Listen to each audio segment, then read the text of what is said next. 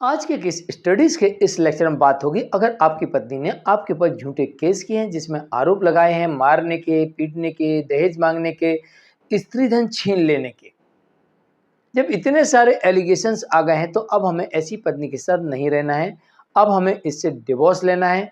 तो हम डिवोर्स के लिए कैसे उसे मजबूर करें कि वो हमें म्यूचुअल डिवोर्स भी दे और अपना झूठा केस भी वापस ले। चलिए आज के इस स्टडीज के इस लेक्चर में इसी टॉपिक पर बात करेंगे और 7 ऐसे ग्राउंड बताएंगे जिनके आधार पर अगर आपके ऊपर आपकी पत्नी ने झूठा केस किया है तो आप उसे मजबूर कर सकते हैं म्यूचुअल डिवोर्स के लिए और मजबूर कर सकते हैं अपने झूठे केस वापस लेने के लिए। और अगर आपकी पत्नी ना म्यूचुअल डिवोर्स के लिए तैयार होती है ना ही वो आपको डिवोर्स देना चाहती है तो फिर ऐसी पत्नी को जेल भी भिजवाएंगे और साथ में डिवोर्स भी लेंगे। वो रास्ता भी आपको बताएंगे।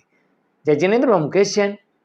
अगर आप मुझसे बात करना चाहते हैं तो आप सीधे 5 मिनट लेकर फोन पर बात कर सकते हैं और 5 मिनट के लिए या इस तरह जजमेंट्स के पैकेज के लिए जिसमें आपको 150 से अधिक जजमेंट लेंगे या अन्य किसी जानकारी के लिए दिए गए नंबर पर आप हमें एक छोटा सा मैसेज लिखिए। इसके बाद हम आपसे संपर्क करेंगे। वीडियो को लाइक और शेयर कर दीजिए। चलिए शुरुआत करते हैं। नंबर 1, अगर आपकी पत्नी आपके विरुद्ध मारपीट का झूठा आरोप लगाती है। आमतौर पर अधिकतर केसेस में मारपीट का आरोप होता है, अधिकतर केसेस में, और अधिकतर केसेस में पत्नी के पास है मारपीट करने का कोई भी सबूत नहीं होता। सबूत के तौर पर जैसे सीसीटीवी, जैसे मेडिकल रिपोर्ट्स, जैसे पुलिस इन्वेस्टिगेशन रिपोर्ट्स, जैसे आई विटनेस। और ये चारों चीज़ें पत्नी के केस से मिस होती हैं आमतौर पर, लेकिन आमतौर पर ये आरोप जरूर होता है और यहीं से हमको बचने का रास्ता खुद पत्नी देती है कि मैंने एक ऐसा आरोप लगाया है कि मुझे आज नहीं तो कल आपके साथ म्यूचुअल डिवोर्स करना ही पड़ेगा और तो और नहीं करूंगी तो मुझे झूठा आरोप लगाने के एवज में जेल जाना पड़ेगा। और पत्नी जेल कभी नहीं जाना चाहेगी। तो मुझे लगता है कि इस ग्राउंड पे आपको म्यूचुअल डिवोर्स की डिग्री मिल जाएगी और सारे केसेस खत्म हो जाएंगे। नंबर 2, हाँ, इसके लिए आपको सबूत मांगना जरूरी है। सबूत मांगना जरूरी है। नंबर 2, स्त्री धन। अगर आपके ऊपर आरोप है कि आपके घर वालों ने मेरा स्त्री धन छीन लिया है, रख लिया है, छुड़ा लिया है, नहीं दे रहे, तो यहाँ पर पत्नी के पास ऑप्शन है कि पत्नी पुलिस से कहे या कोर्ट से कहे और कोर्ट वहाँ पर एक सर्च वारंट जारी कर दे और सर्च वारंट के थ्रू जहाँ पर बता रही कि फला फला जगह पति घर में मेरे गहने रखे, पुलिस जाए और उस घर में रेड करे और रेड करने के दौरान अगर गहना उस घर से रिकवर होता है तो ऐसी स्थिति में आपको वो गहना स्त्री धन देना पड़ेगा और आप अपराधी माने जाएंगे। और अगर आपके घर से किसी प्रकार का कोई भी गहना बरामद नहीं होता और तो और पत्नी के द्वारा बताए गए स्थान पर भी कोई ऐसी अलमारी नहीं है या फिर वहां पर गहना है ही नहीं और पति और उसके परिवार के लोग पहले से ही गहने के लिए इनकार कर रहे हैं कि मेरे पास नहीं है, वो उसका गहना उसके पास है, मेरे पास नहीं है, तो ऐसी स्थिति में झूठा आरोप लगाना, गलत तरीके से फंसाना, यहाँ पर ही पत्नी या तो जेल जाएगी या फिर खुद सेटलमेंट करेगी, ऐसा भी हो सकता है। नंबर 3, दहेज की मांग करना। आमतौर पर आरोप देखने को मिलता है दहेज की मांग करना।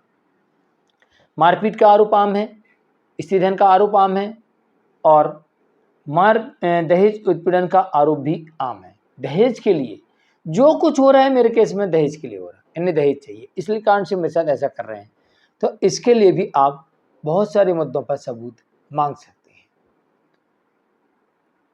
नंबर 4, घर से बाहर निकलें तो सबसे पहले ये देखें कि जो आपके ऊपर आरोप लगे हैं, क्योंकि कई बार पत्नी क्या करती है कि आप घर से बाहर निकले और वो उसके बाद वो पूरी रेकी करवाती है और जैसे ही घर से बाहर निकले एक कंप्लेंट डाल दी थी, मैं फला फला जगह थी और फला और व्यक्ति आया और इसने मुझे डराया, धमकाया, केस वापस लेने के लिए कहा या फिर मेरे साथ मारपीट की, और उसी के 1-2 लोग होते हैं जो रेकी कर रहे होते हैं, वो गवाह बन जाते हैं। तो जब भी आप घर से बाहर जाएं तो एक विशेष ध्यान रखें, अकेले ना जाएं, क्योंकि अभी आपका कोर्ट केस चल रहा है कंप्लेंट आपके खिलाफ हो चुकी है, तो षड्यंत्र करने वाला व्यक्ति आपके विरुद्ध कोई भी षड्यंत्र रच सकता है। तो जब तक ये केस चल रहा है तब तक आपको कहीं पर भी एकांत जगह में अकेली नहीं जाना। इस बात का आपको विशेष ध्यान रखना है। नंबर 5, पत्नी कहती मैं मायके में हूं, मैं बार बार प्रयास कर रही हूँ पति के पास जाने की, मैं उसको खबर कर रही हूँ, फोन कर रही हूँ, रिश्तेदारों से भिजवा रही हूँ खबर, लेकिन वो मुझे लेने नहीं आता। तो फिर इसका हमारे पास में एक उपाय है कि हम लेने क्यों नहीं जाते हैं, ये हमें कोर्ट में साबित करना पड़ेगा। तो हम कोर्ट को बता सकते हैं कि मेरी पत्नी एडल्ट्री में है, इसका सबूत है, रीमैरिज कर चुकी है, इसका सबूत है, वो हमें मारती है, पीटती है, जान से मारने की धमकी देती है, या फिर प्रयास कर चुकी है, ये भी मेरे पास सबूत है। अगर ये सबूत है और आप अपनी पत्नी को लेने नहीं जाते हो, तो वह पत्नी का ये तर्क काम नहीं आएगा, जो कि ज़्यादातर केसेस में देखा जाता है कि जो मेरे पति हैं वो उन्होंने या उनके परिवार ने घर से बाहर निकाल दिया, धक्के मार के निकाल दिया, लेकिन आज दिनांक तक लेने नहीं आए। इसके अलावा 6वां, अगर आपकी पत्नी अडल्ट्री में है, तो अडल्ट्री में रहने वाली पत्नी को कोर्ट मेंटेनेंस तो नहीं देती है और ये अडल्ट्री साबित हो जाती है, तो यहाँ पर डिवोर्स का ग्राउंड बन जाता है। हाँ, यहाँ पर एक बात और है कि डाइवोर्स सिर्फ और सिर्फ हम म्यूचुअल की तरफ जाएं, जब भी हमें पता लगे कि हमारे केस में डिवोर्स हो सकता है, तो हमें सिर्फ और सिर्फ सहमति से ली गई तलाक के लिए ही आवेदन करना है, म्यूचुअल डिवोर्स ही करना है। इस बात का ध्यान रखें। नंबर 7, अपनी तरफ से पति की तरफ से पत्नी और उसके परिवार पर जैसे 498 एक केस आ गया, 85 BNS एक केस आ गया, और बिना सबूत का केस नहीं चलता। केस चलाने के लिए सबूतों की आवश्यकता पड़ती है। अगर आपका सबूत नहीं है तो आपका केस नहीं चलेगा, डिसमिस हो जाएगा। हाँ, पुलिस के पास ये पावर है कि पुलिस पत्नी के कहने के आधार पर आपके विरुद्ध केस फाइल कर लेती है। चलिए मिलते हैं एक और केस स्टडीज के एक और लेक्चर में। हम केस जैन, आज के लिए इतना ही। नमस्कार।